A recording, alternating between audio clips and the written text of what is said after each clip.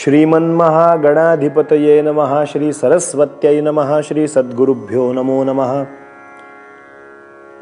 काषाय वस्त्रं करदण्डधारिणं कमण्डलुं पद्मकरेण शङ्खं चक्रं गदाभूषितभूषणाढ्यं श्रीपादराजं शरणं प्रपद्ये।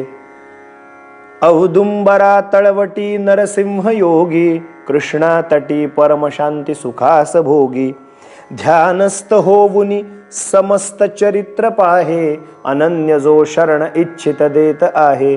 अवधूत चिंतन श्री गुरुदेव दत्त श्रीपाद श्री वल्लभ श्रीमंत नृसिंह सरस्वती स्वामी महाराज की जय। श्रीमद वासुदेवानंद सरस्वती स्वामी महाराज की जय। अवधूत चिंतन श्री गुरुदेव दत्त दत्त दत्त। मंडळी नमस्कार।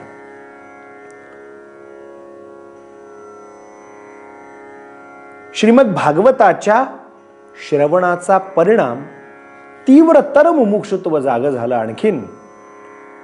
आणि अंकोल्यातच मुक्कामाला असताना कार्तिक शुद्ध नवमी नावाची तिथी होती, नवमी तिथी होती।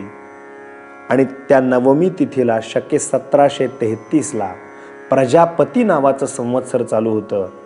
आणि बघा काय घडलं, त्या अवधूतांचा ध्यास हळूहळू लागलेला असल्यामुळे भागवतातल्या श्रवणाचा परिणाम ध्याता ध्येय ध्यान याला म्हणतात त्रिपुटी।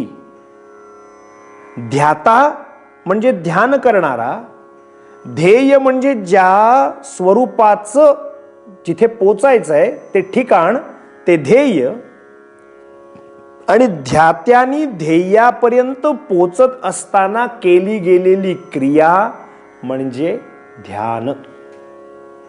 आता हेच जरा सोप्या शब्दात बोलायचं असेल तर भोक्ता, भोज्य आणि भोजन।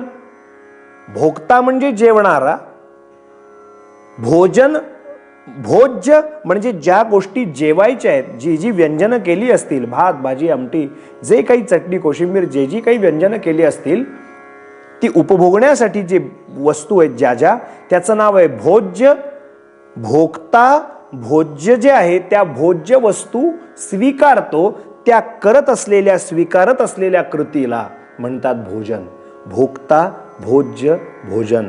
तसं ध्याता ध्येय ध्यान, ते ध्यान असं ध्यान करता करता करता करता तंद्री लागू लागली आणि त्या तंद्रीमध्ये आपल्या दोन्ही भुवयाच्या भ्रूमध्यामध्ये अवधूतांचं स्मरण करायला लागले। बघा गुरुगीतेमध्ये फार सुंदर श्लोक आलेला आहे।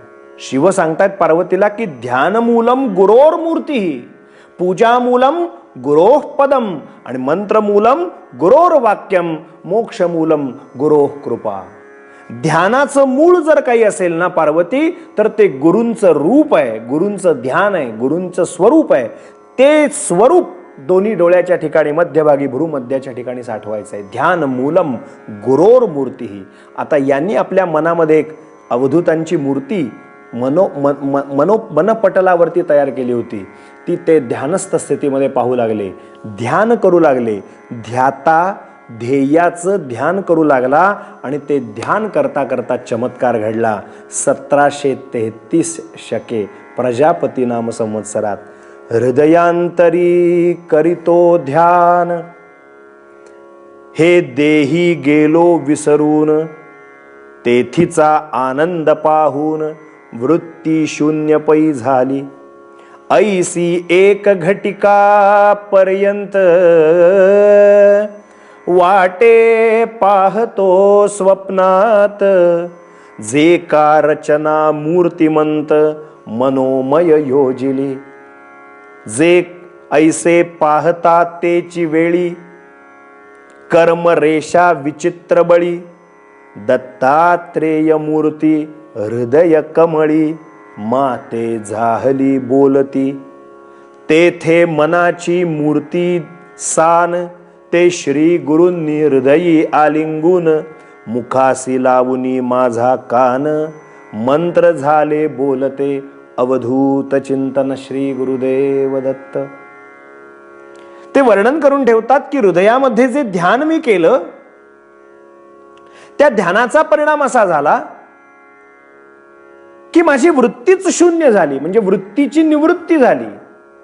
आणि सूत्रच आहे, निवृत्त झाला की ज्ञान होतं, ज्ञान झाला की निवृत्ती, ज्ञान, ज्ञानानंतर मोक्षाचा सोपान म्हणजे जिना मिळतो आणि त्या सोपानावरून चढून गेलं की मुक्ती. निवृत्त, ज्ञान, सोपान, मुक्ताबाई, क्रमच ठरलेला आहे.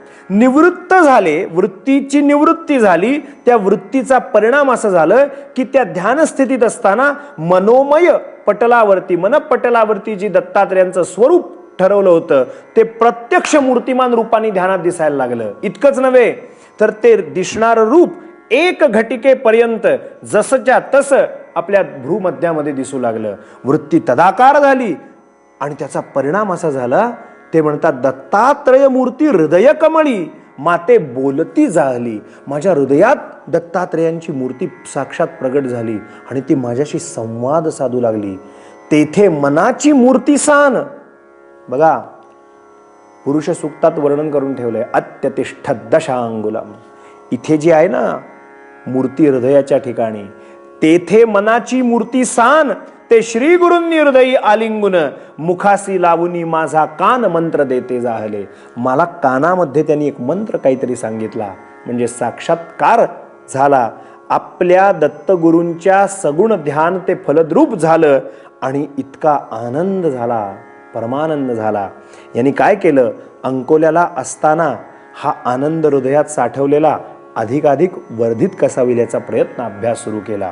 अंकोल्याला राहत असताना आणखीन एक संकट यांच्यावरून कोसळलं. म्हणजे काय, जरा विचित्र संकट होतं.